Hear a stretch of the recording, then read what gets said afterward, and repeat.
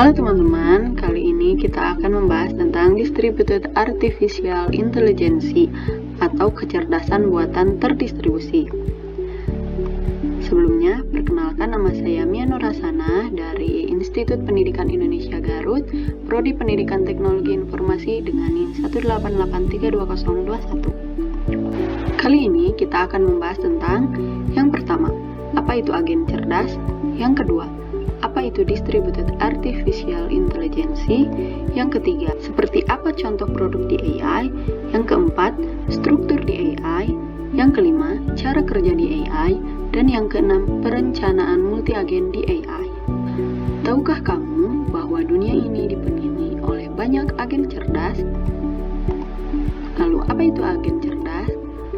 Dalam kecerdasan buatan, agen cerdas adalah segala sesuatu yang merasakan lingkungannya, mengambil tindakan secara mandiri untuk mencapai tujuan, dan dapat meningkatkan kinerjanya dengan belajar atau dapat menggunakan pengetahuan.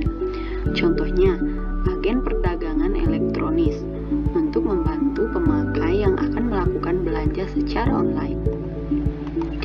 Lantas, apa itu Distributed Artificial Intelligence? AI adalah tingkat kecerdasan buatan yang mengelola komunikasi antara agen yang bijaksana dan cerdas.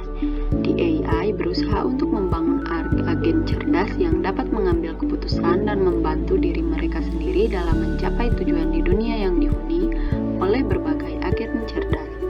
AI berfokus pada memperoleh dan menganalisis informasi dan merencanakan strategi yang diperlukan untuk menemukan solusi terhadap masalah. Menurut Ponomarev dan Voronkov, AI dapat dicirikan oleh 3 kualitas prinsip. Yang pertama, merupakan teknik penyebaran pekerjaan antar operator. Yang kedua adalah teknik untuk disperse atau penyebaran kekuatan.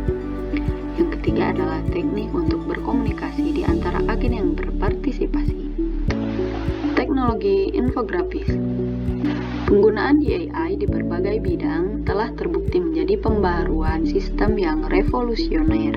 Ini telah membantu memecahkan masalah kompleks yang membutuhkan sejumlah sumber daya, kekuatan, dan informasi melalui pendekatan terdistribusi.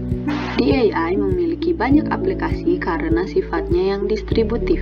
Dalam beberapa tahun terakhir, banyak aplikasi telah dibangun berdasarkan ide ini, yang tidak hanya membawa revolusi, tetapi juga mengantarkan teknologi dan ide baru.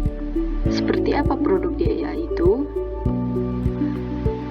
Adapun contoh produk di AI, yang pertama adalah sistem komunikasi elektronik, memanfaatkan strategi di AI dalam kerangka komunikasi siaran. Tampaknya tak terhindarkan ketika kita memikirkan dua pola dalam struktur kerangka tersebut: penyebaran kegunaan dan penggabungan pemrograman pengetahuan yang menjalankan administrasi kompleks dan dinamis. Ada pula distribusi tenaga listrik yang memastikan pasokan daya ke pengguna. Lalu ada kontrol lalu lintas cerdas. Kamera observasi dapat menyediakan data berkelanjutan untuk kontrol lampu lalu lintas dan melaporkan kondisi lalu lintas otomatis dan manual. Selanjutnya adalah pemantauan cuaca. Penerangan bertenaga matahari dan angka suhu digunakan dalam berbagai kerangka kontrol yang berbeda. Salah satu kerangka kerja ini adalah kontrol atmosfer, di mana penyinaran matahari mempengaruhi pencahayaan buatan. Model tersebut telah dikembangkan menggunakan AI hingga 24 jam sebelumnya. Model-model ini menggunakan jaringan saraf tiruan. Struktur kecerdasan buatan terdistribusi. Pattison menyatakan bahwa agen mengambil input sensorik dari lingkungan untuk menghasilkan tindakan output. Cara kerja kecerdasan buatan terdistribusi. Dapat diamati bahwa, pertama, masalah yang datang terfragmentasi menjadi beberapa bagian. Fragmentasi berlanjut sampai masalah unit diperoleh. Pada fase selanjutnya, solver mencoba mencari solusi untuk setiap masalah unit dengan berinteraksi dan berbagi informasi dan fasilitas. Pada fase terakhir, subsolusi yang diperoleh diintegrasikan untuk membentuk solusi akhir dari suatu masalah. Perencanaan multi-agen di AI. Multi-agen mengatur kontras dari pengorganisasian hierarkis dan perdagangan data meta level mengenai tingkat detail yang ditentukan oleh masing-masing operator. Perencanaan multi-agen di AI dibagi menjadi dua. Yang pertama adalah perencanaan multi-agen terpusat. Biasanya ada seorang koordinator yang setelah menerima semua rencana lingkungan di dalam agen, menyelidikinya untuk membedakan potensi penyimpangan dan hubungan yang bentrok. Misalnya, perebutan antar agen atas aset yang dibatasi. Yang kedua adalah perencanaan multi-agen terdistribusi. Motivasinya adalah untuk berbagi struktur atau model dengan setiap agen.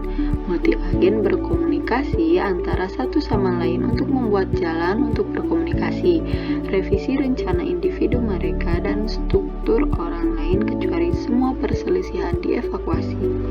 Dengan metodologi ini, para spesialis tahu sebelumnya dengan tepat gerakan apa yang akan mereka buat, gerakan apa yang akan dilakukan rekan mereka, dan koneksi apa yang akan terjadi.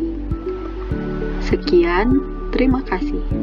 Jangan lupa like, subscribe, and share.